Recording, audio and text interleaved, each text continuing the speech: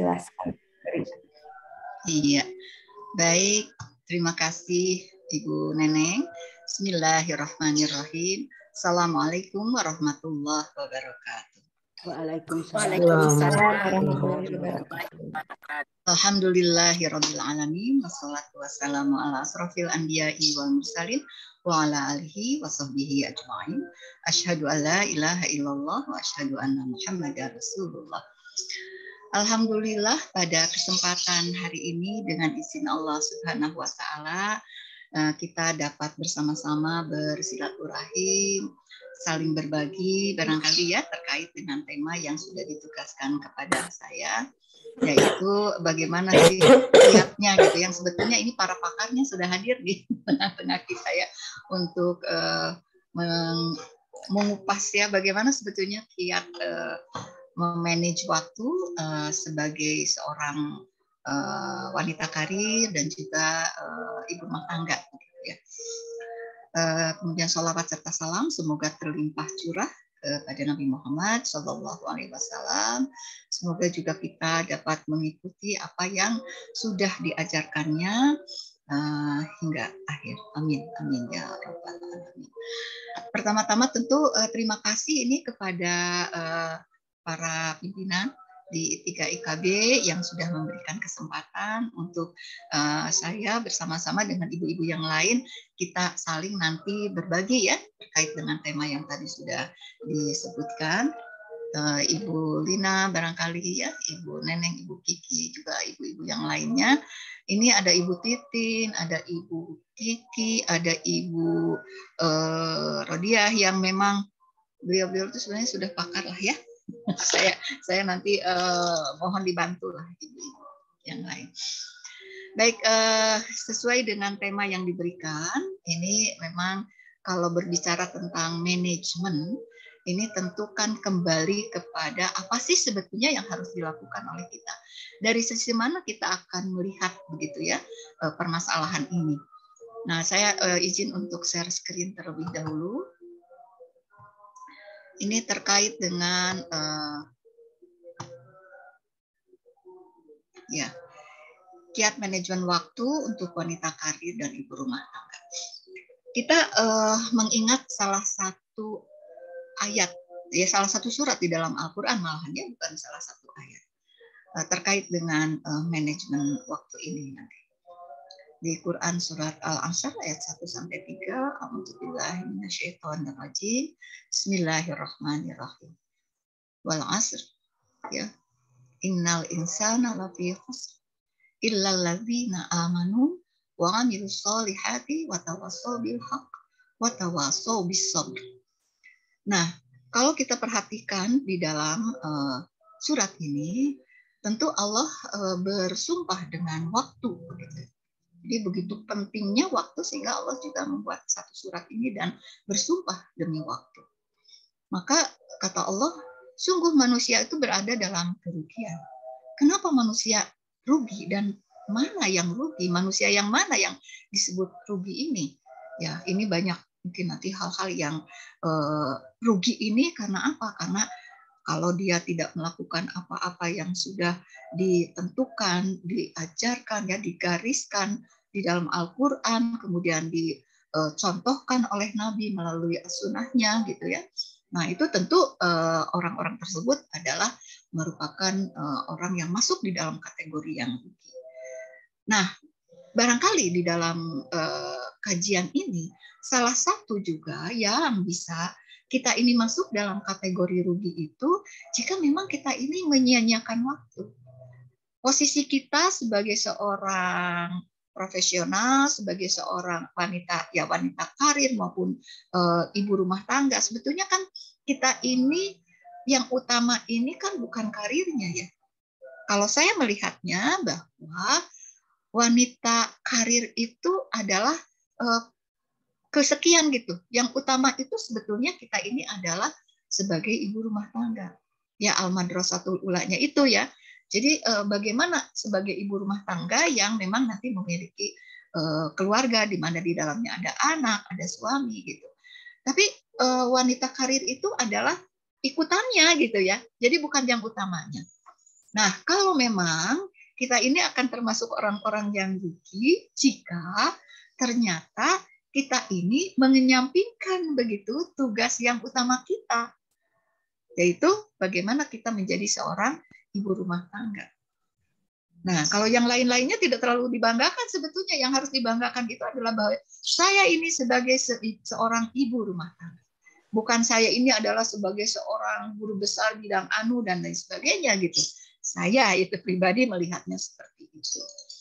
Nah, kalau memang kita menyia-nyiakan apa yang memang sudah ditetapkan, bagaimana sebagai seorang ibu rumah tangga gitu ya, tidak dilakukan dengan sebaik-baiknya, maka barangkali kita termasuk ya salah satu daripada.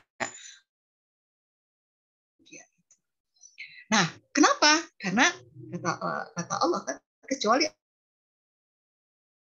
dan mengerjakan kebajikan. Beriman dan mengerjakan kebajikan tentu di situ adalah hablum minallah dan juga hablum minannas.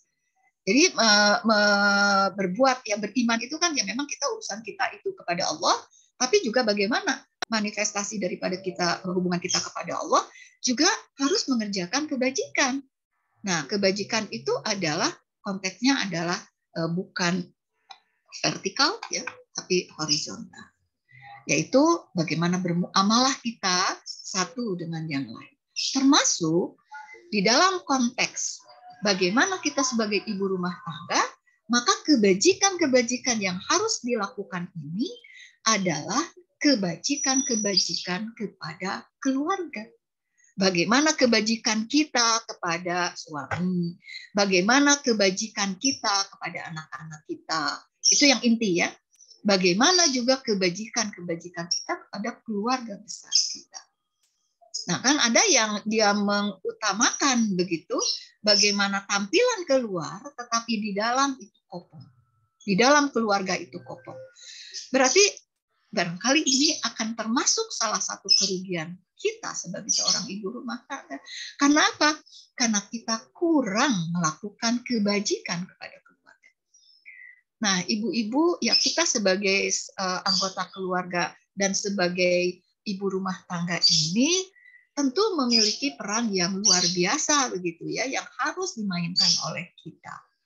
Maka peran-peran itu diantaranya bagi suami itu bagaimana kita ini punya tugas, punya peran juga untuk mendewasakan gitu ya, bapak-bapak begitu, suami-suami kita. Jangan sampai ogohan gitu ya. Kan itu sebenarnya salah satu mengerjakan kebajikan kita gitu ya, kebajikan kita kepada suami kita. Di antaranya apa? Kan selama ini kita ini di dalam ajaran agama juga disebutkan bahwa kita harus meladeni suami. Tapi meladeni suami itu di dalamnya ada bagaimana kita ini memang perlu mendidik ya, mengedukasi suami-suami kita gitu agar apa? Agar mandiri. Kan ada yang sedikit-sedikit minta air, harus istrinya, baju disiapkan, segala macam sampai kaos kaki disiapkan, sepatu nak kudu mengkilap sama istrinya begitu ya. Nah, ini juga adalah sesuatu hal yang memang kita ini bagaimana nih harus saling mendewasakan begitu ya. Nah, ini ibu-ibu rumah tangga. Jadi supaya kebajikan yang memang kita, kebaikan-kebaikan untuk juga kedewasaan ya pasangan kita ini bisa dilakukan. Juga saling menasehati untuk kebenaran dan saling menasehati untuk kesabaran. Ini saya ambil konteksnya tidak untuk umum ya, tapi bagaimana di dalam Quran surat Al-Asr ini untuk kita di dalam rumah tangga begitu ya, karena kaitan dengan manajemen waktu di dalam keluarga. Jadi begitu penting sekali gitu ya, bahwa Quran surat Al-Asr ini untuk kita di dalam berkehidupan berkeluarga. Gitu, ya. Ini landasannya sudah jelas lah di dalam bahwa waktu ini begitu berharga untuk kita, luar biasa. Waktu itu kalau kita sia-siakan memang termasuk orang yang sangat merugi. Nah, kaitan dengan manajemen waktu, karena kita tahu bahwa waktu ini adalah merupakan memang modal yang paling unik ya, yang tidak dapat juga diganti, tidak bisa digantikan dengan apapun begitu ya, ya mungkin dapat mungkin dapat disimpan tanpa digunakan gitu. Tidak mungkin mendapat waktu yang dibutuhkan meskipun dengan mengeluarkan biaya kan. Pokoknya waktu itu tidak akan bisa dibeli lah oleh kita.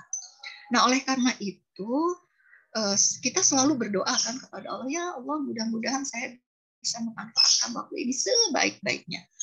Sehingga bagaimana hari ini kan harus lebih baik daripada hari kemarin gitu. Esok lebih baik daripada hari ini. Ini sebetulnya adalah merupakan salah satu manifestasi daripada betapa pentingnya waktu untuk diperhatikan kita, sehingga apa yang dituntutkan ya di dalam ajaran kita al-Islam ini, bahwa memang kita ini sangat dituntut untuk bagaimana memperhatikan waktu. Sekali lagi bahwa waktu memang tidak bisa dibeli. Kang aya aduh hanjakal ayeuna nembe didamalkeun ayeuna mun ti kamari mah meureun urang teh beres. Nah, biasanya kan kita ya sebagai ya baik di rumah tangga maupun juga di keluarga maupun juga di pekerjaan kita. Kalau dari LPPM penelitian baru aja, deadline-nya ini wah semua ibu-ibu teh pada sibuk ya, kita semua teh pada sibuk karena ngejar tadi itu. Waduh waktunya ini waktunya. Tapi kalau sebelum-sebelumnya tenang we, masih lami, tenang masih lami begitu. Bu punten, ini Pak PPT-nya apakah memang belum bergerak? Oh begitu? Belum iya, bergerak? Bu. Iya. Dari tadi sudah kalau di Ibu. Punten, sudah. Ya punten Bu. Sudah ini? Ya sudah Bu, sudah berubah. Ya. Nah, jadi waktu ini memang tidak bisa ya dibeli dengan apa ya, dengan apapun begitu ya. Jadi tidak bisa diganti dengan biaya gitu ya, mengeluarkan biaya berapa, pokoknya saya ingin mengganti waktu. Tidak bisa. Nah, oleh karena itu mungkin pada saat kita di keluarga begitu ya, di keluarga kita punya waktu dari ya waktu sih satu hari 24 jam ya, dari pagi sampai dengan sore. Apalagi sekarang ini permasalahan sekarang yang muncul itu adalah bagaimana seorang ibu muda gitu ya, ibu-ibu yang memang sekarang sudah ya masuk di zaman sekarang ini revolusi industri 4.0 ini begitu ya. Semua ini kan orang berorientasi pada gadget ya. Jadi ibu-ibu muda ini sekarang kan lebih peduli terhadap HP-nya daripada peduli terhadap anak. Mungkin itu juga sesuatu permasalahan yang memang nanti harus diperhatikan apa yang harus dilakukan ya untuk itu begitu. Karena tadi kalau waktu terus digunakan untuk berhadapan dengan HP, bagaimana anak-anak kecil yang dimilikinya? 0 sampai 5 tahun itu adalah golden age yang disia-siakan begitu, habis 5 tahun. Nah, itu bagaimana gitu ya? Masa emas itu hilang, kan nggak bisa diganti dengan uang. Si anak nggak bisa berbuat apapun begitu. Nah, ini juga akan bisa merugikan kita sebagai seorang ibu rumah tangga. Jadi saya itu kalau saya dengan suami ini ya, kalau anak sudah lewat 5 tahun itu kita nangis. Karena yang golden age itu sudah berlalu begitu ya. Luar biasa kan masa-masa itu ya. Nah, kalau kita belum bisa optimal memberikan sesuatu kepada anak kita, kita tidak bisa membayar dengan biaya apapun jika ada hal-hal yang ya dihadapi oleh anak-anak kita terkait dengan perkembangan pemikiran dan lain sebagainya. Ini ya, jadi waktu itu memang begitu luar biasa yang memang tidak bisa dibayar diganti dengan uang ya, semahal apapun begitu. Nah, bagaimana dengan kaitan mengelola waktu sebetulnya? Apakah mengelola waktu itu kaitannya secara eksplisit itu seperti apa? Kan pada intinya mengelola waktu itu adalah menata diri. Jadi bukan mengatur waktu saja. Nanti saya bikin agenda dari mulai jam sekian sampai jam sekian, apa yang harus dilakukan. Terus selama 24 jam itu kita buatkan jadwal. Bukan itu sebetulnya inti daripada mengelola waktu, memanage waktu. Tapi mengelola waktu itu intinya ada pada menata diri. Ya, bagaimana kita ini bisa gimana ya? Karena kan kadang-kadang di dalam diri kita ini ada emosi di situ. Bagaimana kita mengatur emosi kita untuk mencegah sesuatu ya, untuk tidak terjadi hal-hal yang negatif misalnya. Nah, itu juga adalah bagaimana kita memanage, ya, menata diri kita, memanage juga itu, ya. Jadi memanage waktu itu intinya ada pada menata diri kita. Bagaimana supaya waktu itu yang dilakukan oleh kita ini memang sesuai dengan apa yang diharapkan. Ya, diharapkan tentu diharapkan apa? Ya diharapkan untuk apa sebetulnya target-target kita. Maka kaitan dengan mengelola waktu ini, karena tadi adalah menata diri, maka tentu kaitannya dengan targeting. Jadi bagaimana target-target yang harus kita siapkan untuk bisa nanti dicapai. Karena kalau tidak ada target, kebayang kalau kita misalnya, karena ini saya juga sudah suka mengalami begini ya, kalau hari Ahad misalnya, itu kan di dalam pikiran kita itu besok libur nih, maka biasanya itu belum apa-apa mempengaruhi pikiran kita dan akhirnya menggerakkan untuk melakukan tindakan, ya. Akhirnya apa? Leha-leha. Mungkin ibu-ibu yang lain juga merasakan itu. Saya sering kali merasakan itu. Kalau misalnya ada waktu yang besok jadwalnya itu dilihat dari jadwal ini ya, jadwal untuk ngajar, untuk apa gitu ya. Besok ada ini. Di dalam pikiran kita itu kan sudah disiapkan ya. Besok itu berarti harus ini. Maka hati kita ini kan bermain di situ. Bagaimana pikiran dengan hati itu untuk bisa mengarahkan tadi, karena ada target-target yang ingin dicapai. Tapi kalau sudah Ahad, besok itu Ahad itu pagi-pagi tidak ada aktivitas apapun kecuali mau jalan pagi, jalan pagi santai gitu ya. Jadi tidak terlalu memakan pemikiran atau persiapan yang memang harus optimal begitu. Nah ini biasanya gitu, yang saya rasakan ini ya sudah leha-leha.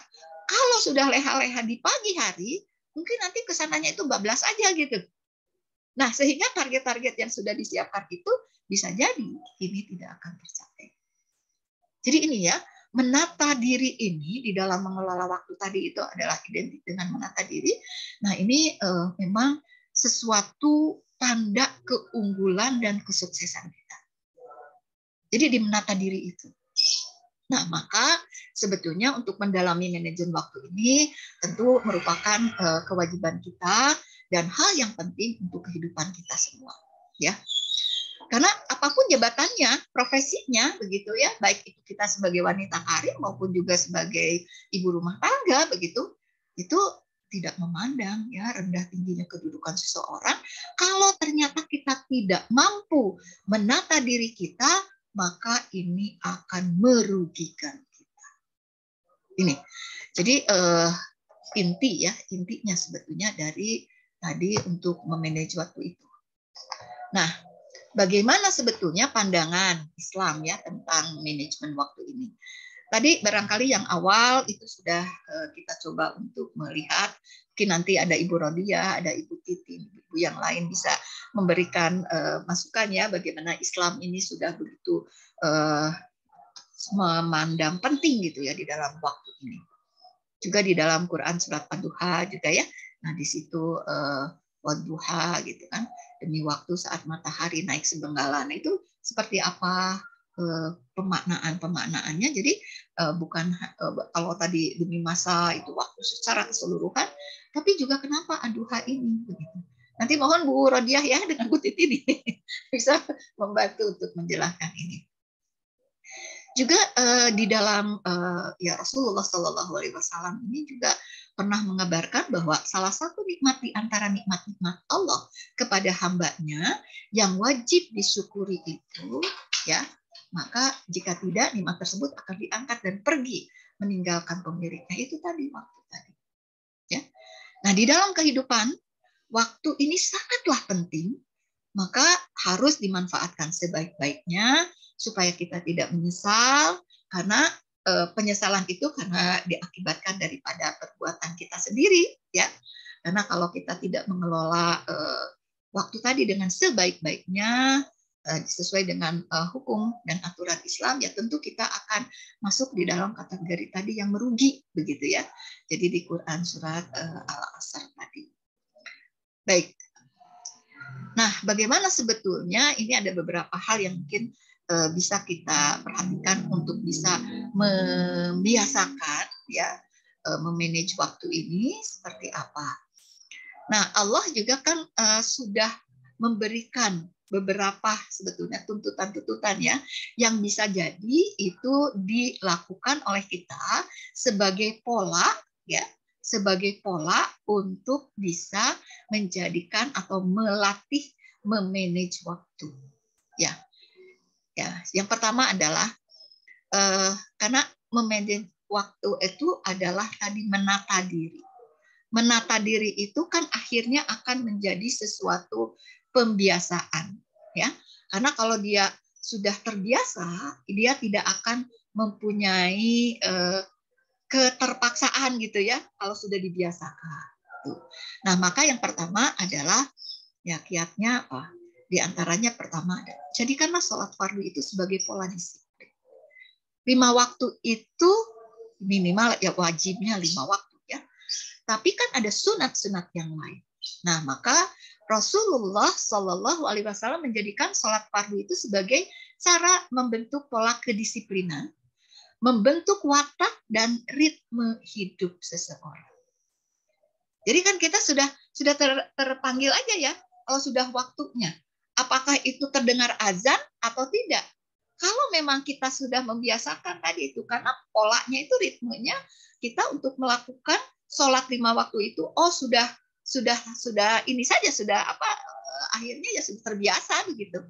Kalau sudah terbiasa ini ada subuhnya jam sekian, nanti zuhur jam sekian, itu diperkirakan udah zuhur nih masuk jam berapa, 3 jam. Kalau tidak ada azan juga kita pasti akan ada ya, karena tadi beberapa aktivitas yang dilakukan oleh kita secara berulang-ulang, maka pembiasaan itu kan akan menjadi karakter. Nah, jika sholat fardu ini kita jadikan sebagai patokan pola disiplin kita, ini akan sangat bagus ya. Jadi membentuk ritme kehidupan kita. Maka pemilahan waktu dalam sehari bagi umat Islam ini kan sudah sangat jelas ya. Jadi ada 5 waktu tadi ini. Nah, maka sebetulnya untuk kita sebagai seorang muslimah ini manajemen waktu di dalam sholat fardu ini dapat menjadikan disiplin ya, juga tepat waktu ya, sehingga segala aktivitas kita terprogram dengan baik. Jadi kalau polanya 5 waktu ini kita bikin dari pola 5 waktu itu subuh jam sekian. Kalau subuhnya jam sekian, sekarang jam 4:30 lewat begitu ya, maka nanti kita sudah menata nih. Kalau kita padukan antara pekerjaan kita sebagai seorang ibu rumah tangga, kemudian juga sebagai seorang dosen atau pendidik misalnya, maka dari pagi itu ya kita sudah terbiasa ya. Dari subuh itu udah sholat malam sampai nunggu subuh apa yang bisa dikerjakan, itu kan pasti di sela-sela itu kita ada yang untuk kepentingan keluarga, kemudian juga nanti ada yang bisa untuk kepentingan dukungan terhadap pekerjaan kita. Walaupun ada yang berpikiran begini, kalau pekerjaan-pekerjaan di kantor tidak usah dibawa ke rumah, ya itu silahkan saja. Kalau ada yang seperti itu bisa dilakukan, tentu akan dilakukan. Tapi bagi yang saya ini juga bagian kantor yang bisa dikerjakan di rumah, atau sebagai seorang dosen kan nggak bisa ya mengerjakan semua di kantor begitu. Banyak juga pekerjaan-pekerjaan yang harus dikerjakan di rumah. Nah, oleh karena itu, tentu di sela-sela waktu itu kita akan bisa bermain di situ. Tadi itu menata hati kita. Di mana kita ini harus melakukan pekerjaan-pekerjaan yang memang bisa untuk rumah, mana yang untuk pekerjaan.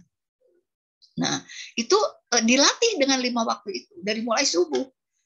Luar biasa kalau kita menjelang subuh, setelah sholat malam menjelang subuh, itu efektifnya ya, produktifnya karena masih segar barangkali ya. Jadi di situ luar biasa akan memberikan dampak kepada hasil pekerjaan kita begitu ya.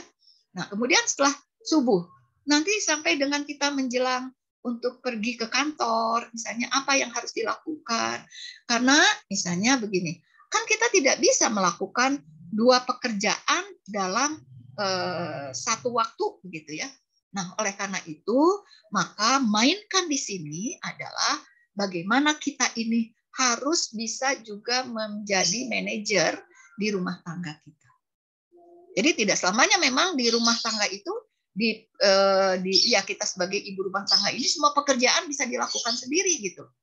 Nah, maka tentu dengan pola disiplin ini di dalam sholat fardu ini ya, tentu kita juga bisa berbagi dengan anggota yang lain.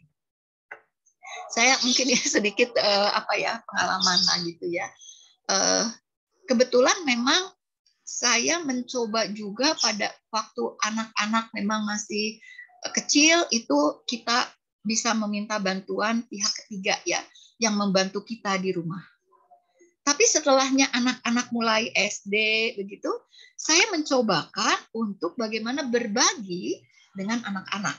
Jadi mengatur pekerjaan-pekerjaan rumah ini kita berdiskusi dengan suami, membagi dengan anak-anak.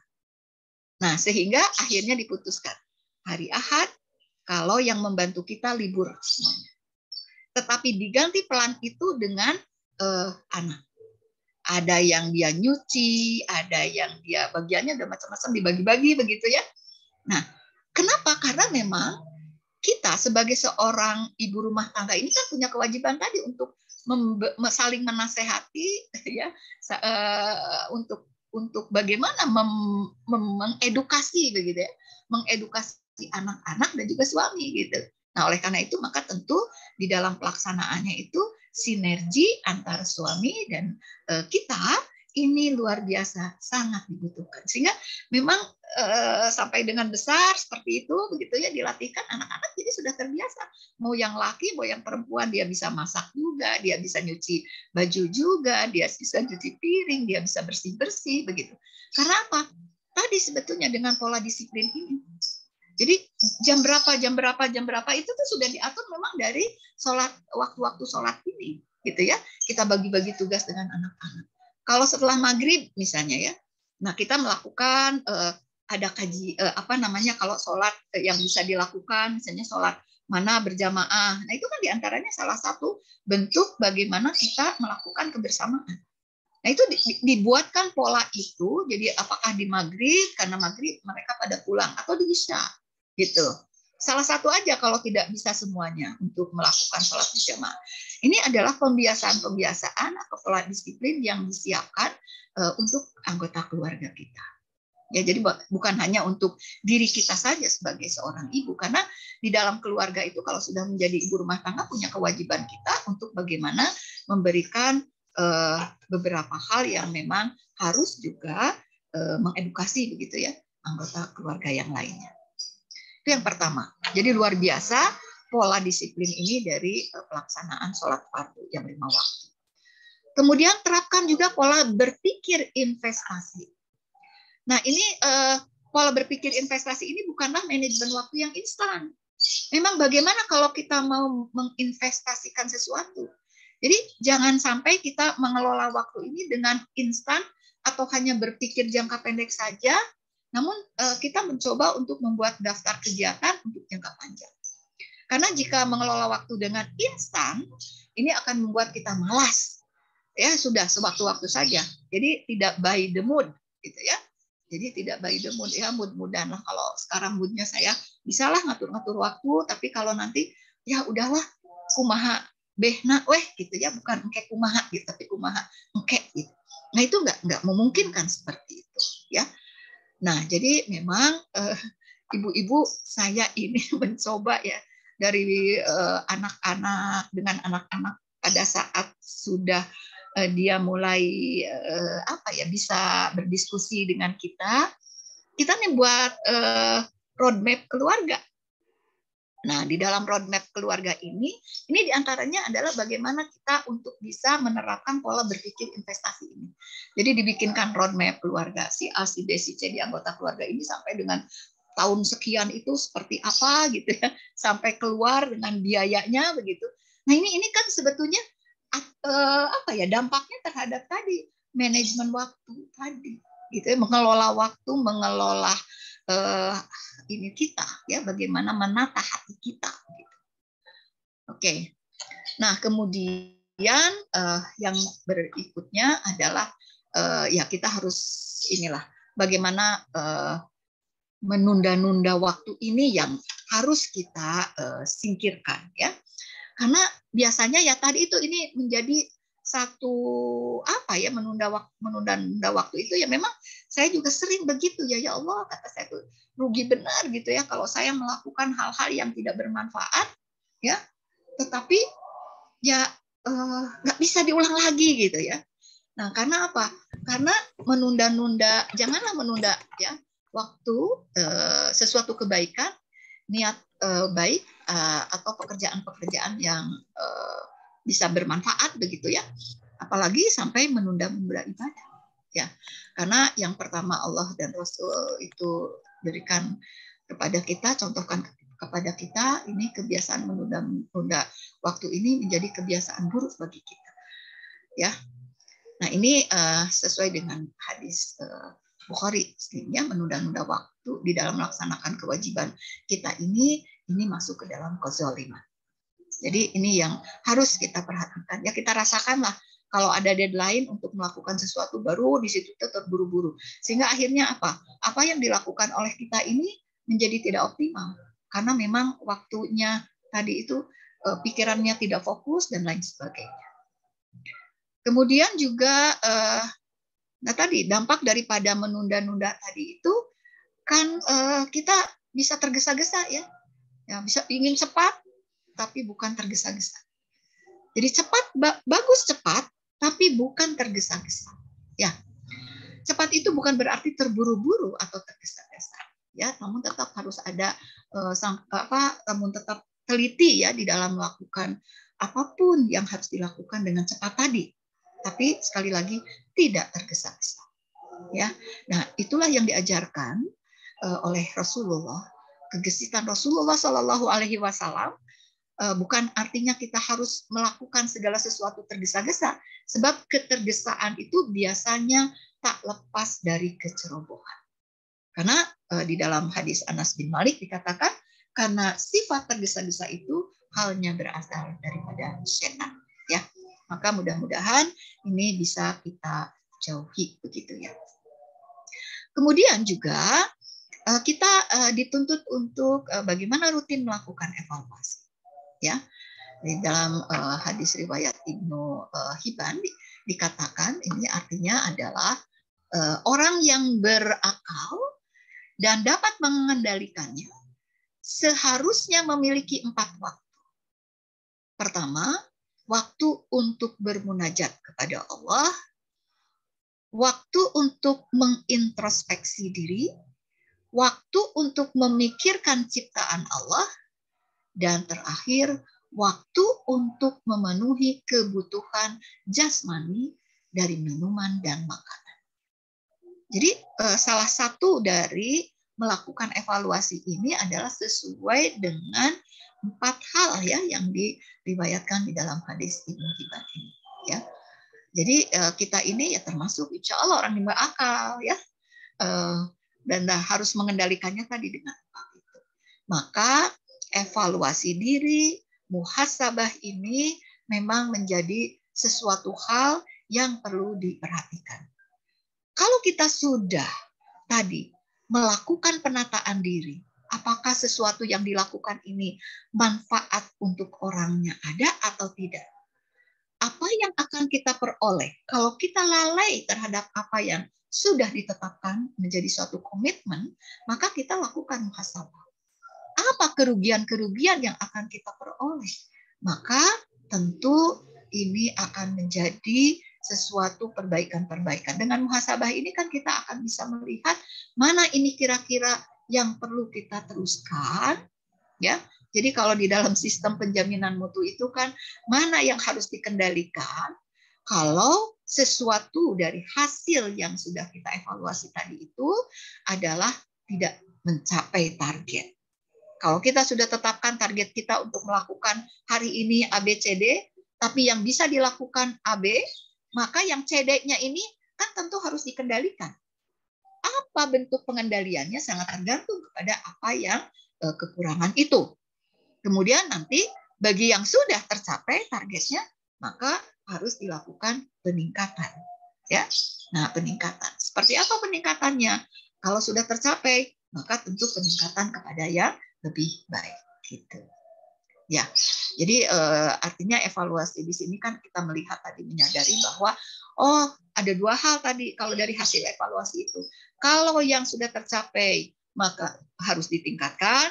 Kalau yang memang belum tercapai harus dikendalikan. Itu di dalam sistem penjaminan waktu ya, sama saja di dalam memanage waktu juga bagaimana dua hal itu bisa dilakukan.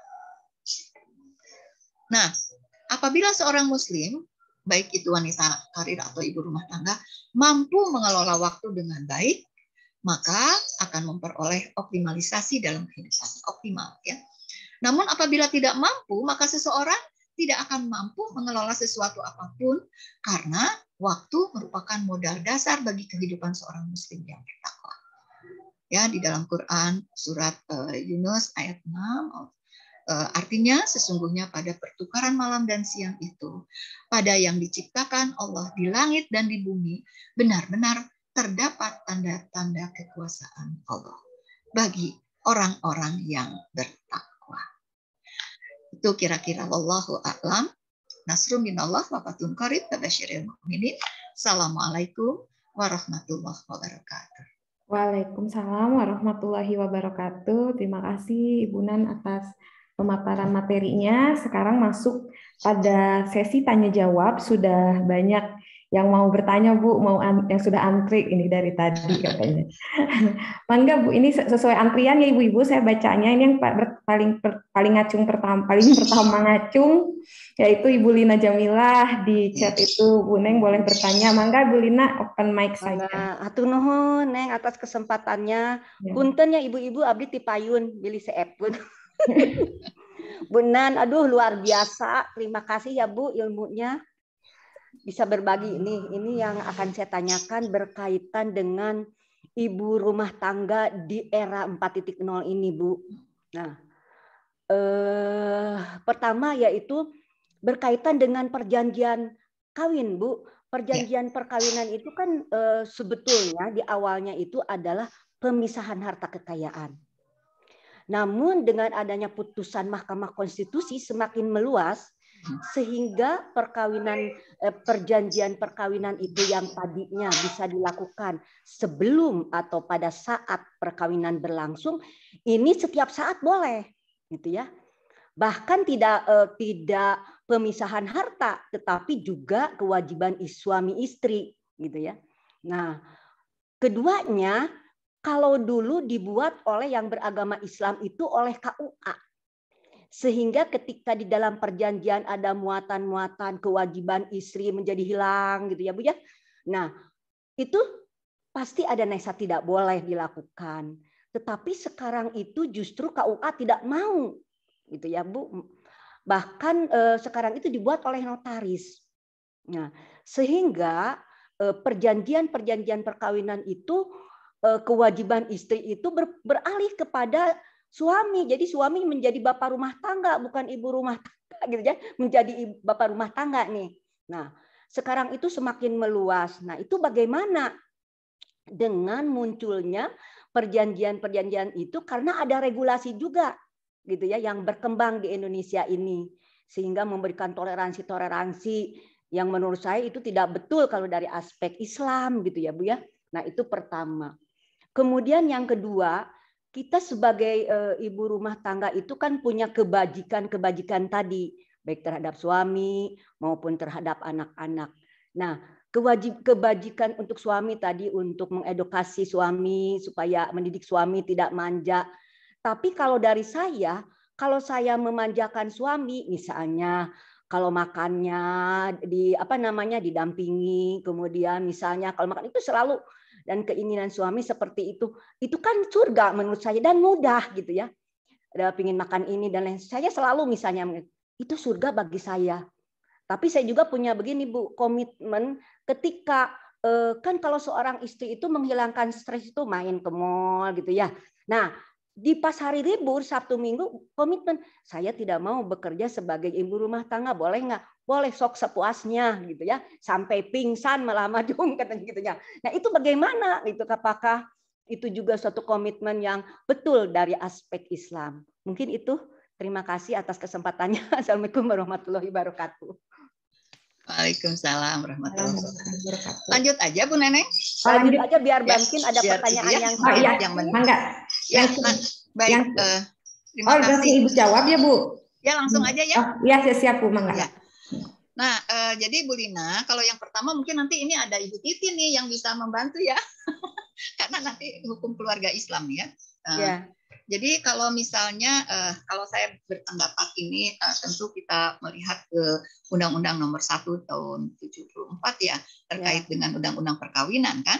Jadi bagaimana Islam sebetulnya sudah menetapkan kan bahwa di dalam undang-undang itu tetap saja yang menjadi kepala keluarga itu kan seorang ayah ya, walaupun memang aktivis mau mengubah juga tetap aja sampai saat ini alhamdulillah, walaupun kompilasi hukum Islam dulu itu sempat digulirkan ingin melakukan perubahan-perubahan, tapi tetap kan tidak dilakukan. Nah oleh karena itu maka kalaupun ada perjanjian perkawinan itu, nah ini kan kalau dalam Islam sudah jelas gitu, kalau menurut saya ini di Islam itu sudah jelas kita menggunakan itu begitu ya. Tapi kalaupun sekarang regulasi itu berkembang dengan tuntutan-tuntutan ke depan seperti apa, nah mungkin nanti ini kan kalau notaris sudah lagi bukan kaitan dengan bagaimana hukum Islam di situ, tetapi itu kan perjanjian-perjanjian untuk kehidupan sosial saja kalau menurut saya. Nah sehingga ya kalaupun ada semacam misalnya begini, komitmen. Karena begini Bu, kalau saya melihatnya ada semacam penodaan ya terhadap keluarga dengan adanya perjanjian seperti ini misalnya. Seperti halnya tidak percaya dengan pasangannya begitu ya. Jadi ada ketidakpercayaan. Padahal perkawinan itu dibangun dengan saling percaya ya. Saling di situ ada di situ sih. Nah, sehingga karena saling ini maka berarti muncullah sinergi. Bagaimana seorang suami dengan seorang istri dia akan melakukan sesuatu kesepakatan di awal di perkawinan tadi kan, janji perkawinan itulah gitu ya di awal. Nah jadi ini barangkali PR besar kita begitu ya, bagaimana nanti menghadapi kondisi-kondisi seperti ini. Kemudian juga saya melihatnya begini, di keluarga itu kan Islam kan sudah jelas ya, kalau seorang suami itu tugasnya apa, seorang istri itu apa. Walaupun tidak menjerumuskan nanti seorang istri itu harus menjadi seorang ibu rumah tangga yang tidak bisa mengembangkan karirnya begitu ya. Karena ini juga sebagai salah satu pengejawantahan dari kenapa perempuan ini bisa berkarir. Karena Allah itu kan sudah memberikan kepada laki-laki maupun perempuan itu sama ya. Allah memberikan apa yang disebut dengan otak. Ya, bagaimana otak perempuan dan otak laki-laki ini bisa dikembangkan? Nah, itu tentu ya harus optimal karena kan Allah sudah memberikan itu gitu alat untuk berpikir. Nah, oleh karena itu, maka tentu antara laki-laki dengan perempuan, nah ini mungkin yang memang perlu ada semacam kebersamaan di dalam keluarga itu, kesepakatan, komitmen di dalam keluarga saja. Tidak perlu ada misalnya iya kita ke notariskan, ya itu kan artinya ada penodaan lah terhadap perkawinan itu sendiri begitu. Jadi sudah ada setengah ketidakpercayaan terhadap pasangan kita masing-masing. Nah ini yang memang harus kita pegang barangkali ya. Jadi kalaupun itu menjadi tugas kita ya dan Ibu Lina teman-teman untuk bagaimana ini kira-kira menghadapi permasalahan tadi ikatan perkawinan perjanjian perkawinan itu ya, perjanjian perkawinan itu. Jadi kalau saya melihatnya ini adalah masalah-masalah sosial yang muncul karena ya beberapa perkembangan teknologi dan lain sebagainya yang barangkali kita harus kembali lagi pada ajaran Islam yang sesungguhnya itu seperti apa gitu. Nah itu yang pertama. Mudah-mudahan nanti Ibu Titin ya bisa menambahkan. Nah, yang kedua, Bu Lina, bukan berarti memang kita ini ya udah biarin aja laki-laki dia bisa punya kaki sendiri, ya punya kaki, punya tangan sendiri sehingga ngambil air mah yang ngambil air weh sendiri gitu. Jadi maksudnya itu bukan berarti diculken gitu baik, tetapi tetap kita karena ada kebahagiaan tersendiri ya kalau kita sedang dengan suami makan bersama, kita memberikan apa yang dia inginkan, kita ambilkan gitu kan, itu ada satu ini tersendiri. Nah itu ya, jadi bukan berarti diculkan gitu baik, tetapi saat-saat tertentu mengantisipasi, kita juga mungkin ada sesuatu pekerjaan-pekerjaan yang memang tadi ya. Jadi mana dulu nih pekerjaannya, rumah tangga atau profesi, ya profesi atau karir kita. Nah itulah komitmen yang harus, kalau saya melihatnya begitu Bu. Ikatan perjanjian perkawinan kita ini di internal justru. Bagaimana suami harus memahami kita, kita juga memahami suami, sehingga kalau orang Sunda marepok tadi ya, kapan saya harus ngomong, kapan saya harus diam, kapan suami harus ngomong, kapan suami harus diam. Nah itu barangkali komitmen-komitmen seperti itu. Jadi ikatan perjanjian tadi itu dalam rangka di internal kita untuk tadi bisa saling. Misalnya suami itu bisa nggak nyuci? Jangan sampai suami nggak bisa nyuci di rumah. Karena dia juga sebagai pribadi manusia yang memang dia juga suatu saat ya bisa mandiri juga kan. Kalau istrinya sudah tidak ada, ya dia tidak akan teriak-teriak gitu ya. Itu kira-kira. Nah, jadi kembali mungkin di keluarga itu suami dengan istri akan berkomitmen berbeda-beda, ya. Jadi silakan saja karena karakteristik keluarga juga berbeda-beda sehingga nanti akan ada sekian banyak komitmen yang dimunculkan antara suami dengan istri, sehingga akan sangat indah dan memang tidak ada semacam apa ya keterpaksaan kita, kemudian juga ketersinggungan suami gitu ya di dalam melakukan peran masing-masing tadi. Nah, dan ini barangkali komitmen kita ini bukan kadang-kadang terutama nih di keluarga ini, oh iya mah duit lalakina, oh iya mah duit awewena, ya duit lalakina mah asupkeun kana saku atau napi kana kopeah atau napi kana kaos kaki, hari artos istri nama disanggakeun kayak gitu. Nah, bagi kita barangkali itu sudah tidak ada lagi yang seperti itu. Uang yang masuk, apakah itu Allah berikan melalui pintunya, pintu suami, rizkinya, itu adalah uang keluarga. Bukan, tidak ada uang istri, uang suami. Dari istri pun sama begitu ya. Kan kadang-kadang kita akan bayar, emang mau beli yang mahal-mahal juga, toh ini uang saya. Enggak begitu. Kan kita sudah diikat dengan perkawinan. Berarti ada sesuatu yang di situ ya, disembunyikan. Nah, jadi itu mah uang itu adalah keluarga karena sudah bersatu menjadi sebuah keluarga. Maka komitmennya juga bukan saya dan kamu, tetapi kita di keluarga itu. Maka itu barangkali yang memang selama itu memang sudah disepakati tadi, misalnya 2 hari mau burek kumaha oge mangga, itu adalah sesuatu kesepakatan seperti itu yang Ibu Lina, dan Ibu Lina senang, suami juga mendukung. Nah, kenapa tidak? Gitu ya. Suami mengerjakan ini ibu rumah tangga. Jadi kalau misalkan seperti itu, karena bapak maker ngepel dia sampai beres, ya kesepakatan seperti itu ya silakan saja. Si ibu yang keluarga ini mah begitu, tapi ibu keluarga yang lain mah, ayo kita hari Minggu mah sepakat misalnya pagi-pagi kita akan melakukan sama-sama, yuk kita jalan terus keliling kemana gitu ya, berbagi dan sebagainya. Akan bisa berbeda-beda modelnya karena karakteristik keluarga juga berbeda. Mudah-mudahan Ibu Lina tidak puas ya. Alhamdulillah ibu puas Bu. Nuhun pisan. Sudah hangat ya diskusinya. Baik Bu, ada penanya kedua juga kepada Ibu Ratna, Dr. Ratna Januarita. Mangga saya persilahkan Bu. Mangga Bu Ratna. Hatur nuhun. Bismillahirrahmanirrahim. Assalamualaikum warahmatullahi wabarakatuh. Waalaikumsalam warahmatullahi wabarakatuh. Terima kasih hatur nuhun Bu Aneri atas kesempatannya. Bu Aneri ya. Andalusia Neneng Permatasari. Nama pena dulu Bu.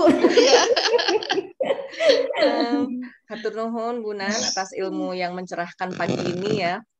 Tapi mungkin pertanyaan saya mah tidak secanggih pertanyaan pertama Bu Lina ya. Pertanyaan saya mah sederhana saja, tapi sepertinya saya perlu dibantu untuk menemukan jawabannya gitu. ini lebih kepada diri sendiri sih gitu ya. Alhamdulillah kalau untuk rumah tangga sih saya dengan suami, dengan anak-anak, dan alhamdulillah anak-anak juga sekarang sudah nggak serumah gitu ya. Jadi mereka sudah mandiri. Saya dengan suami saja itu alhamdulillah kita komitmen dari awal sampai sekarang untuk berbagi gitu ya. Jadi insya Allah itu nggak ada masalah. Tapi ini lebih kepada diri sendiri gitu setelah mendengarkan apa yang Bu Nan sampaikan tadi gitu. Gini Bu, mungkin gini, kalau sudah menjelang hari Minggu atau tanggalan merah, ini mirip-mirip lah dengan Bu Lina gitu. Cuma Bu Lina mah lebih produktif gitu ya, main ke mall, atau Bu Lina itu chef panutan banget lah dia mah ya, pasti masak atau apa gitu ya. Nah kalau saya itu suka bercita-cita untuk doing nothing gitu. Jadi nggak ngapa-ngapain gitu. Jadi cita-cita, dan memang saya juga bilang ke suami gitu ya. Jadi di weekday, karena merasa di weekday itu sudah jumpalitan gitu, dari bangun sebelum subuh sampai tidur malam gitu. Bahkan ada satu periode tuh saya sebelum pandemi mah luar biasa gitu ya, harus sering ke Jakarta gitu ya, jam 2 teh udah gugah, jam 3 mandi, terus jam 3 udah berangkat ke stasiun dan lain-lain gitu ya. Jadi saya tuh merasa berhak gitu ya untuk memperoleh kemewahan kecil itu gitu, sebagai me time gitu, yang untuk benar-benar nggak ngapa-ngapain gitu, cuma tidur gitu, kecuali waktu sholat tentunya gitu ya. Nah, meskipun ada kalanya cita-cita mau doing nothing itu juga lapur ya, karena anggar kedah beberes, bebersih gitu ya, yang serba ada hal-hal yang serba dadakan gitu ya. Tapi setelah mendengarkan paparan Ibu tadi ya tentang manajemen waktu gitu ya, yang buat saya sih eye opening gitu ya, mungkin saya nggak pernah memperhatikan itu juga gitu ya, dari Ibu, yang buat saya sih eye opening banget lah gitu tadi. Saya jadi berpikir gitu, boleh nggak ya saya seperti itu gitu ya. Sepertinya sih kayaknya sebuah kemewahan kecil gitu, tapi saya khawatir Bu, saya tergolong orang yang menyia-nyiakan waktu gitu, yang tidak amanah dengan waktu yang diberikan gitu sama Allah gitu. Sementara waktu kan tidak bisa diulang, bahkan kita juga nggak bisa beli gitu waktu itu meskipun kita punya uang gitu. Nah kalau menurut Ibu kira-kira gimana tuh? Maksudnya apakah saya masih bisa meneruskan kebiasaan itu gitu, doing nothing gitu, asa berhak gitu. Iya. Mungkin itu saja Bu Nan, hatur nuhun. Terima kasih Bu Ratno, udah luar biasa lah, sudah dari mulai Senin sampai dengan hari Sabtu itu kan walah seabrak. Mungkin 24 jam kurang ya Bu? Satu harinya. 24/7 iya. Nah, jadi sebetulnya kan kita juga ada kewajiban untuk memanjakan diri kita, ya, memanjakan diri kita. Nah, tentu bukan berarti tadi kita menyia-nyiakan waktu dengan tiduran dan lain sebagainya. Itu adalah sesuatu yang memang untuk salah satu kita berlaku adil gitu. Kalau saya melihatnya begitu. Jadi apa yang dilakukan oleh Ibu Ratna ya karena Ibu Ratna sendiri kan yang meminta di dalam diri kita, di dalam dirinya, dan juga itu adalah untuk kepentingan dirinya, untuk kesehatan dirinya. Kenapa tidak begitu dilakukan? Karena target-target atau pekerjaan-pekerjaan yang selama ini sudah dilakukan sesuai dengan waktunya begitu. Nah, jadi ada kalanya seperti itu. Barangkali model-model yang perlu dilakukan itu kan tidak fix ya tadi. Oh, harus misalkan setiap harinya itu digunakan sebaik-baiknya. Melakukan tadi tiduran dan lain sebagainya itu adalah salah satu pekerjaan yang memang dilakukan sesuai dengan target tadi. Targetnya Ibu kan sudah ditetapkan seperti itu ya. Saya melihatnya ya memang karena tadi Ibu berupaya untuk menghargai bagaimana kesehatan Ibu. Ibu juga menghargai bagaimana keinginan tubuh ya untuk istirahat tadi ya. Dan itu adalah berlaku adil untuk badan Ibu. Ya, jadi kita tidak dalam arti ya sudahlah kalau selama Senin sampai dengan Sabtu kita memang selama ini cuman di gadget aja gitu kan, nggak mungkin lah seorang Ibu Ratna seperti itu begitu ya. Tapi justru di hari Ahad itulah yang atau tanggal merah misalnya ya, momentum yang luar biasa untuk dimanfaatkan. Nah itu juga adalah bagian daripada manajemen waktu. Kalau menurut saya itu adalah sesuatu yang memang sudah tepat yang Ibu lakukan gitu ya. Karena apa tadi? Menghargai badan kita untuk bisa beristirahat dan memanfaatkan momentum-momentum yang memang memberikan kembali kesegaran untuk aktivitas kita berikutnya. Sehingga ya artinya kalau misalnya berkelanjutan gitu ya, tidak hanya di waktu itu saja, nah itulah yang merugi gitu. Tapi kalau itu sesuatu ya untuk memberikan inilah apa ya asupan kesehatan ya gizi kalau ke badan asupan gizi kan. Tapi ini asupan untuk kesehatan bisa kesehatan mental kita, kesehatan fisik kita, itu juga sesuatu prioritas yang memang bagian daripada menata hati, menata diri kita itu. Jadi di dalam memanage waktu. Jadi insya Allah apa yang dilakukan oleh Ibu itu juga kan karena ini merupakan bagian daripada kita berlaku adil terhadap badan kita, tubuh kita. Supaya secara mental maupun secara fisik kita diberi tetap keseimbangan oleh Allah. Kalau menurut saya seperti itu, Bu Ratna. Mudah-mudahan ya, walaupun bisa tidur seharian ya. Aduh, nggak jadi masalah sih kalau menurut saya. Yang jelas ya tadi sholatnya tidak bablas kan? Ya, kecuali waktu-waktu sholat. Iya. Iya. Hatur nuhun, Bu. Bangga. Baik, terima kasih. Ada antrian yang ketiga di chat Bapak, Ibu-ibu semua. Saya ini baca di antrian di chat. Tapi kalau Ibu ada yang mau bertanya lagi, bisa juga raise hand atau langsung open mic ya. Untuk sekarang saya persilahkan Ambu Tati, katanya udah ini boleh mau bertanya Bu Neneng, jangan gitu Bu. Enggak Ibu. Bu Tati Ramli. Aduh Ambu. Sama Bunan, sono apa kabar? Nuhun Bunan, pagi-pagi udah dapat pencerahan ya. Alhamdulillah. Bunan, aduh seneng banget ini ada forum yang bisa kita ngobrol khusus ibu-ibu ya khusus ibu-ibu walaupun nanti pembicaranya ada juga bapak-bapak yang soal kita cepolwe tengartos, aduh kacau konsepnya. Nah sekarang kita kebetulan sama-sama ibu-ibu. Bunan, terima kasih. Satu pertama yang ingin saya sampaikan dalam membagi waktu kita sebagai perempuan mau berkarir dan juga rumah tangganya selamat, itu satu yang harus dicatat adalah tidak ada satupun resep yang pas untuk semua keluarga. Itu yang harus disadari. Dengan demikian, kalau kita dengan mata yang terbatas melihat bahwa si A bisa sukses, si B sepertinya nggak sukses, itu jangan menjadi suatu pikiran kalau menurut saya begitu. Kita itu terutama di Unisba ya, kita banyak sekali dosen-dosen wanita-wanita, pendik wanita. Kita itu harus saling menguatkan gitu ya kan. Perempuan yang baik itu adalah perempuan yang bisa menguatkan perempuan lain. Bayangkan nggak waktu itu Pak Rektor mau maju untuk periode kedua, untung mudah-mudahan ke periode ketilu siga Jokowinya. Saya menantang Pak Rektor, bisa nggak memutuskan untuk di Unisba ini ada tempat untuk penitipan anak. Karena ini adalah hal yang paling urgent disiapkan Unisba. Dengan semua tugas yang adun amburadul sebagai dosennya, kudu kitu, kudu kia. Kan dosen itu tidak seperti semua di usia 50, 60, atau 45, di mana mereka sudah masuk kepada ekonomi yang lebih mapan.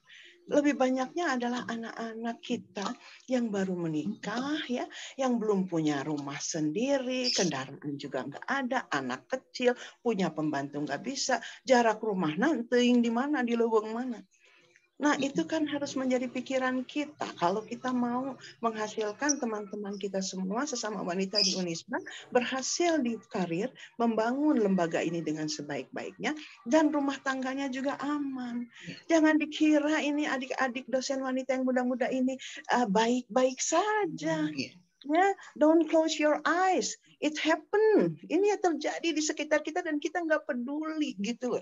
Kalau kita mah udah punya mobil sendiri, rumah juga karena beli tahun itu dekat dengan Unisba masuk tuh. Kuma manehna anu di kabupaten teuing naon aya nomor pos kodena teu dikasih tugas nanti karena dia junior dikasih waktu yang ngajar jam 4 mau bisa jadi wanita yang membagi waktu dengan baik. Nah, ini harus menjadi concern kita ibu-ibu. Iya. Tapi kemarin katanya sudah mau ada penitipan tapi terus terkendala pandemi. Gitu ya, Bu ya. Lalu saya ingin mengingatkan bahwa dalam membagi waktu, dalam menentukan karir atau segala macam, ingat kepada fisik masing-masing. Ya, perempuan itu punya fisik yang berbeda. Oleh karena itu sama Allah juga dibedakan tugasnya. Kita juga pribadi, individu, punya cita-cita. Saya mah kalau soal bagi waktu paling kacrut, Bu. Tingali WS3 henteunya jadi saya bersyukur sama Allah disuruh jadi strukturatnya di usia 50 berapa ya 55 ketika memang waktunya sudah luang, nggak ada anak-anak. Jadi saya berpikir alhamdulillah orang tadi bere waktu teh pas memang untuk saya mah itu waktu yang tepat. Kita memang individu. Jangan lupa dengan fisik. Saya ingat di tahun 2004 saya tiba-tiba didiagnosis ya ada mempunyai kista-kista di payudara. Waktu itu kita lupa bahwa lagi bekerja sampai lupa bahwa irama badan saya ini sudah memasuki fase-fase menjelang menopause. Setiap orang menopause itu berbeda-beda. Kalau saya sudah dimulai dari usia 38 tanpa saya sadari. Bodor tuh, Bu. Jadi yang katanya deg-degan gitu, katanya panas, keringat karena dipikir naon teu ngarti. Jadi ente naon teu jadi masalah saya mah. Jadi udah liwat, itu etanya gitunya. Lalu saya didiagnosa itu harus segera diangkat sebelum dia berubah menjadi kanker. Saya berpikir, lalu ada kawan yang mengatakan, Ibu Tati tahu nggak di dalam tubuh wanita itu, kalau ada yang bibit-bibit kanker yang ditemukan di payudara, itu biasanya hasil dari sesuatu kontradiksi di dalam diri Ibu Tati perempuan dengan rumah tangga. Oh pantes kan bahwa ada orang yang sekolah tuh waktu gitu saya waktu sekolah saya mikir ini memang bukan resep. Ingat ya, bukan resepnya nggak sama ya, Tati dengan yang lain. Jangan mau berubah mengganti sejarah. Bisa jadi orang bilang itu mah Ibu Tati baik. Lu aja bego nggak bisa ngurus, lu aja kurang itu. Cuma dia bilang setiap wanita itu kecewa, tidak bisa berkomunikasi, lalu memendam perasaannya untuk hal-hal yang tidak dia capai, di mana keinginannya berbeda dengan kenyataan. Satu sel di dalam tubuh mati. Jadi itu adalah calon-calon bibit kanker dan dia akan muncul pada saat kita di umur-umur yang instabil, hormon tidak stabil. Itu muncul semua. Jadi sejak itu saya bilang, oke, berarti aku harus ikhlas aja. Bener hari tadi kehel itu menang ke kantor, balik kudu jam 2, jam 4, bebaturan ini ngono itu kan bisa berjaya, bisa keren, bisa berproduksi gitu. Lama-lama saya mah ikhlas aja. Bukan nama orang teu estilu nya geus rek dikaluarkeun hayu teu ge teu naon. Kan tidak semua orang jadi struktural, harus jadi ada yang duduk di situ tadi duduk jadi pengajar. Saya milih yang jadi pengajar aja. Jadi buat saya, take it easy, man. Ya, semuanya santai aja. I agree. Iya, kamu itu harus melihat siapa dirimu dan hargai dirimu. Don't worry, don't change the history. Saya mah nggak mau bertukar peran dengan Ibu Nan yang dulu harus kerja sampai kapan. Dan embung atau dari imah beda-beda atau salah kita. Betul. Itu adalah rezeki kita, benar nggak? Jadi saya mah itu jadi nanaun ge. Yang penting aku happy, aku komitmen, aku bekerja yang terbaik menjadi bagian dari Unisba. Kalau ada orang bilang, lu nggak keren, lu nggak jadi ini, emang gue pikirin gitu kan. Jadi be happy ya, kita bikin komitmen sendiri dengan suami. Ingat tadi badan kita, jangan sampai lupa kita pada fase irama yang mana. Ini jangan lupa, nggak ngobrol sama diri sendiri. Ini sudah kejadian sama saya. Jadi pada waktu itu langsung saya jadi waktu mengalami itu terus harus mengambil tindakan medis. I'm doing it with happiness. Oh ya oke, ini kata salah saya, jadi sembuh. Terus besoknya lagi kena lagi, karena perempuan tadi kena lagi di tenggorokan, terus lagi pendarahan. Selesai, alhamdulillah ini masih eksis dari tahun 2004 sampai sekarang. Gagah-gagah aja Bu. Hidup Ini Ambu. adalah satu yang Ya, saya titipkan, alhamdulillah. Ibu. Yang saya Semangat, titipkan, ayo kita mendorong lembaga kita untuk Ya. memperhatikan perempuan dan menempatkan kita sesuai dengan fitrah kita. Jadi jangan diukur apa sih yang namanya profesi lah, semuanya juga punya masalah. Kan Allah sudah menjanjikan, kamu akan saya beri ujian yang sama, cuma dalam bentuk apa-apa. So enjoy yourself kalau menurut saya. Ya, betul tadi ayat-ayat sungguh ya, sholat mentong atau kita mengatur waktu tak ibarat apa namun sholat deh pasti akhir-akhir waktu aduh kumaha sedang berproses. Saya pikir itu Bu, ayo kita bantu adik-adik kita yang ya. muda-muda Ya. ya, jangan sampai korban kekerasan rumah tangga, jangan sampai dia nggak menghargai diri sendiri. It's happening, ini ada di sekitar kita, jangan kita diam. Oke. Ya Bu ya. Oke, thank you Bu. Nuhun pisan. Waalaikumsalam warahmatullahi wabarakatuh. Aduh, luar biasa Ambu. Saya mah merinding tuh dengar Ambu. Betul, Ambu yang pertama ya, bahwa manajemen waktu itu model setiap keluarga tuh bisa berbeda-beda. Tidak ada satu resep pun yang sama. Betul. Juga punya komitmen yang berbeda ya antara pasangannya, sehingga di dalam keluarga pasti akan mempunyai kesepakatan-kesepakatan yang tentu akan berbeda-beda ya. Jadi sepakat ya Ambu ya, seperti itu memang betul. Ya. Nah sehingga modelnya tadi Bu Ratna kan seperti itu model Bu Ratna, dan karena apa? Karena selama sekian ini ya, sehingga dia juga melakukan seperti model Bu Lina tadi kan 2 hari itu minta komitmen dan sayang curahkan hukuman harganya ke mall gitu. Silakan gitu ya, itu mah memang sudah dibentuk oleh keluarganya seperti itu. Tapi tadi yang paling penting itu syukuri, nikmati apa yang sudah Allah berikan kepada kita. Kan itu papagannya ya. Jadi enjoy aja, nggak usah stres gitu ya. Ya kita nikmati aja gitu. Artinya menikmati itu kan bukan hal yang aduh, kalau menikmati hal yang senang ya alhamdulillah. Tapi kalau tidak murukusunu nanti itu ya Ambu sudah tadi nah. Satu sel mati. Satu sel mati gitu. Nikmati aja. Kalau kita susah ya nikmati aja. Gimana caranya? Cari jalan keluar kan gitu. Ya, so, ibu-ibu kalau misalnya dulu waktu mau melahirkan, ibu Ambu masih ingat sakitnya waktu melahirkan? Ya kedah tuh. Ada sampai sekarang? Sampai sekarang itu saya melahirkan deh. Saya kamar itu. Tapi kan Ambu sekarang menyampaikannya dengan senyum ya? Iya. Nah itu artinya apa? Kita mensyukuri bahwa sakitnya dulu itu walaupun masih terasa, tapi sekarang senang gitu menyampaikannya. Nah gimana caranya? Kesakitan itu disampaikan, dinikmati dengan kesenangan. Itu yang susah, memang harus dilatih gitu ya. Gitu ya. Jadi syukuri dan nikmati apa yang sudah Allah berikan kepada kita. Apapun itu bentuknya. Oke, Ambu untuk yang kedua, mungkin untuk penitipan anak-anak ini memang mudah-mudahan aja ya. Nanti kayaknya sih di semester yang depan sudah mulai normal ya, Bu Rahma. Ya, mudah-mudahan Bu. Mudah-mudahan ya, sehingga ya ayo mari kita bersama-sama tentu memperhatikan bukan hanya ini penitipan anak di Unisba itu kan bukan hanya mendidik anak-anaknya aja ya, tapi juga bagaimana mendidik nunitipkeun anak gitu. Nah ini kan menjadi kewajiban kita semua mungkin ibu-ibu. Maka insya Allah saya juga siap untuk bersama-sama gitu ya, bagaimana concern kita untuk bisa saling tadi ya memberikan kebajikan ya kepada saudara-saudara kita di kampus, untuk adik-adik kita yang masih muda-muda begitu, itu ya. Nah, Ambu mah tadi ada buka itu mah adalah penguatan kepada kita semua, isinya adalah penguatan kepada kita. Tapi tadi betul Ambu. Kita ini kadang-kadang ya itulah kalau saya tuh stres tadi itu Ambu. Jadi jangan stres itu jangan dipelihara lah oleh kita ya. Jadi komunikasi itu penting sekali. Betul. Kalau misalnya ada sesuatu yang kan di keluarga itu tentu pastilah aya gesekannya ya. Yang Ambunya gesekan mana heula cek Ambu teh. Kata Ambu mah ucing gesekan jeung Ambu kata suami saya. Ucing gesekan. Iya. Nah, tapi artinya kalau ada sesuatu yang memang harus kita selesaikan selama itu bisa di rumah ya kerjakanlah di rumahlah, selesaikan. Tapi mungkin kalau itu tidak, nah ini yang harus diperhatikan oleh kita bagi ibu-ibu.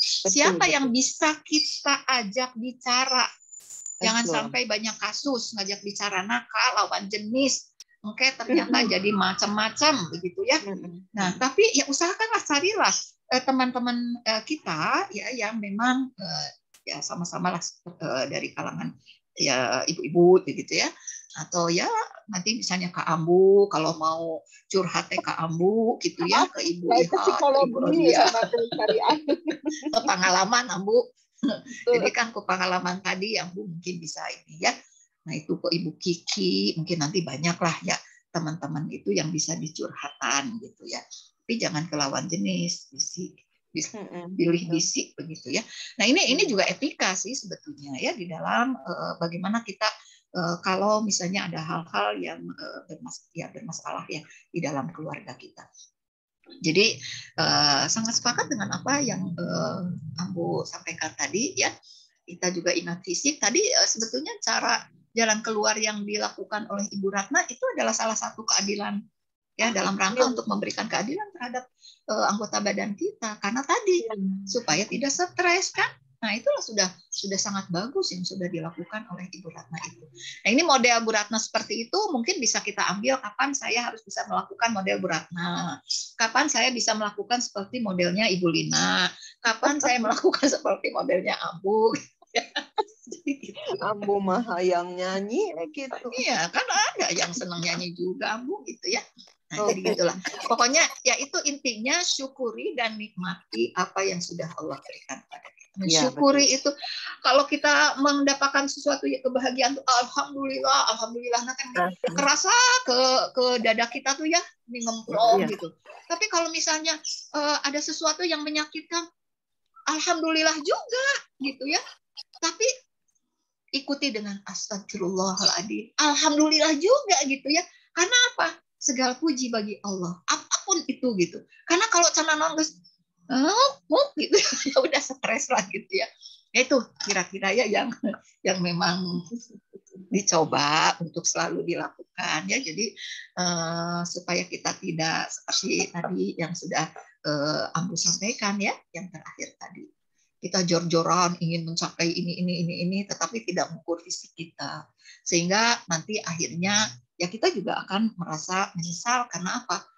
Aduh, sakit-sakitan kita karena apa? Gitu kan. Kalau sudah sakit itu luar biasa kan rugi juga ya. Banyak waktu yang terbuang begitu. Ya, mudah-mudahanlah kita diberikan kekuatan, kesabaran bagaimana kita menghadapi ini semua. Dengan tadi syukuri apapun yang sudah Allah berikan itu, apapun itu bentuknya, disyukuri. Gitu. Nuhun Bu, mangga. Setuju, Buna. Iya. Boleh tanya Bu? Mangga Bu Neneng. Mangga Bu Lihat, mangga. Hatur nuhun, Bu Neneng. Bismillahirrahmanirrahim. Assalamualaikum warahmatullahi wabarakatuh. Punten Bunan, lada kasiangan tadi ayat pembinaan Al-Quran maha itu calon sarjana ba'da subuh. Ada beberapa hal yang ingin saya tanyakan ke Bunan dan minta tanggapannya. Tadi saya menyimak di ujung tentang apa yang disampaikan oleh Bu Lina. Ada bahkan ada yang menyampaikan kepada saya katanya gini, uangku, uangmu, uangku, hutangmu ya hutangmu saja, tapi hutangku, hutangmu, katanya begitu. Memisahkan antara tadi uang suami dan uang istri, sehingga ada yang ibu-ibu yang menyampaikan kepada saya punya uang yang saya simpan, tapi suami tidak tahu. Nanti saya khawatir kalau suatu saat saya bercerai, nanti kan itu bagaimana? Satu itu ya. Kedua, tadi terkait dengan kesibukan yang ada Bu Ratna, Ambu, Bu Lina juga itu perempuan-perempuan yang luar biasa ya kesibukannya. Barangkali 24 jam belum cukup, bahkan hari itu tidak cukup 7 hari mungkin bagi Bu Ratna, mungkin Ambu dan yang lainnya ya karena kesibukannya. Nah, bagaimana ini membagi waktu untuk keluarga dalam hal ini bukan hanya keluarga inti, tapi Bu Nan bisanya dengan bibi, dengan uwa. Kadang-kadang ketika ada undangan untuk silaturahim dengan keluarga besar, senantiasa beralasan, aduh punten teu tiasa ada soalnya ieu nuju aya seminar, bade aya penelitian dan lain-lain, sehingga jarang sekali kita bertemu dengan keluarga besar gitu ya, termasuk dengan keluarga inti pun di rumah Barangkali ya itu sisa-sisa waktu nih bagi ibu-ibu yang hebat-hebat ini. Kemudian yang ketiga, bahwa setiap orang betul tadi diberi ujian oleh Allah, karena hidup ini adalah sekolah gitu ya. Dan sikap kita terhadap masalah itu yang terpenting, bukan masalahnya, karena setiap hari kita akan diberi masalah. Ada yang bentuknya multiple choice, barangkali ada yang essay. Nah, masalah-masalah yang ini yang berbagai macam itu, nah sikap kita terhadap masalah barangkali yang mungkin saya urung rembuk di sini, karena satu dengan yang lain berbeda. Setiap orang dikasih masalah, tapi sekali lagi masalahnya berbeda. Masalah saya mungkin bagi orang lain kecil, tapi bagi saya ini besar. Atau sebaliknya, bagi orang lain besar, tapi menurut saya itu mah biasa, dan saya mah sudah terlewati yang seperti itu. Mungkin itu Bu yang saya tanyakan dan minta tanggapannya. Hatur nuhun. Iya, baik. Ini seueur Bu Ihatma. Mumpung aya beunang. Itu mah ahli didinya. Ya memang sih uang suami, uang istri. Kalau saya tadi dari awal itu adalah konsep yang awal yang mendasari kenapa kita berada di dalam satu himpunan, yaitu keluarga. Berarti itu kan sudah digabungkan menjadi satu, ya. Jadi kan sudah menjadi kita. Kamu, aku menjadi kita kan, bukan kami kan. Kalau kami baru ini. Jadi sudah menjadi kita. Maka tentu apapun yang dilakukan oleh berdua itu ya harus tahu sama tahu ya, TST ya, tahu sama tahu begitu. Terutama gitu hal-hal yang sifatnya waduh sangat-sangat inilah. Tapi kalau yang besar begitu, yang prinsip begitu ya. Nah tadi kalau misalnya karena kaitan dengan uang ini kan nanti akan menimbulkan fitnah juga. Kalau dia ujug-ujug dapat uang tidak diberitahu gitu kan, itu kan bisa jadi fitnah, jadi malapetaka juga begitu kan. Ini akan jadi menodai itu himpunan tadi, keluarga tadi. Nah oleh karena itu, karena sudah menjadi satu kesatuan, maka tadi di awal saya juga mengatakan bahwa oh ini mah di keluarga ini, kalaupun misalnya tadi si laki-lakinya kurang sebagai seorang kepala keluarga, tidak bisa memberikan nafkah yang optimal karena ada faktor tertentu, sehingga yang bisa memenuhi itu adalah istri. Nah, sehingga komitmen lah di situ. Mungkin itulah model yang berbeda-beda di dalam mengatur di keluarga itu ya. Sehingga memanage waktu dan lain sebagainya, otomatis di situ juga akan disesuaikan dengan apa yang di awal tadi terjadi.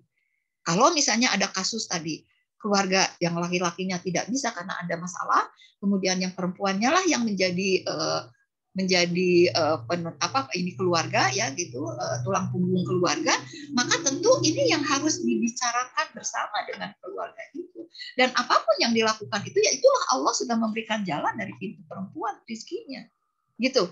Tapi itu bukan rizki bukan harta perempuan kan, tapi harta keluarga, karena kita sudah masuk di dalam ikatan keluarga tadi.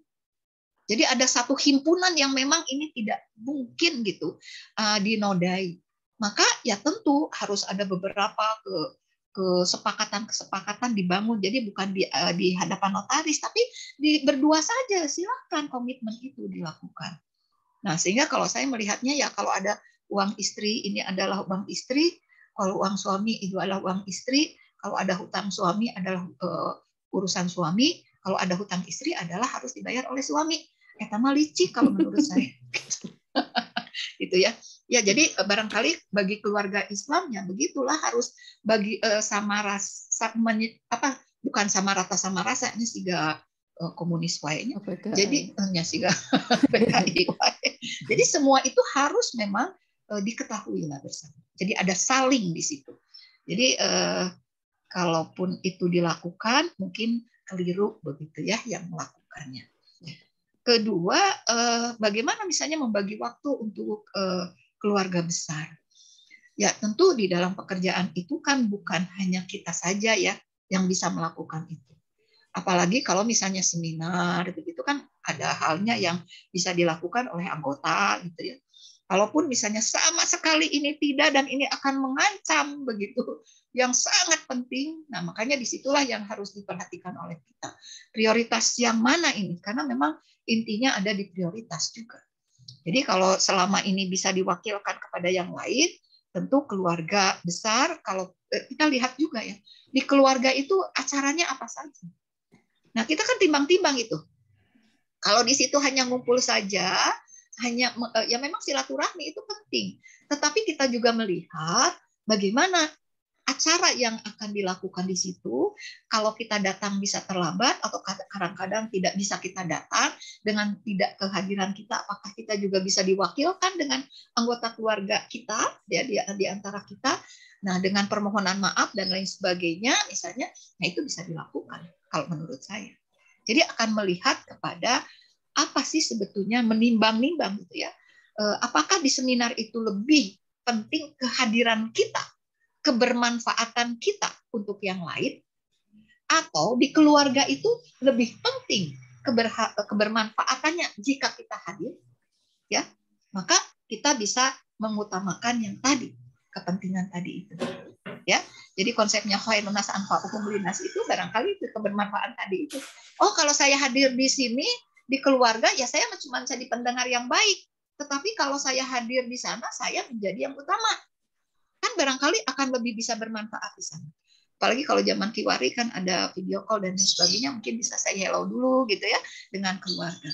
Jadi ya, intinya ada di prioritas ya, jika melihat bagaimana aktivitas yang dilakukan itu masadat manfaatnya ya, manfaat dan mafsadatnya. Itu barangkali yang dilihat ya untuk yang kedua. Nah, betul bahwa hidup ini adalah seperti sekolah. Ya. Makanya kalau hidup ini seperti sekolah, maka perlu punya kurikulum. Ya, di hidup kita.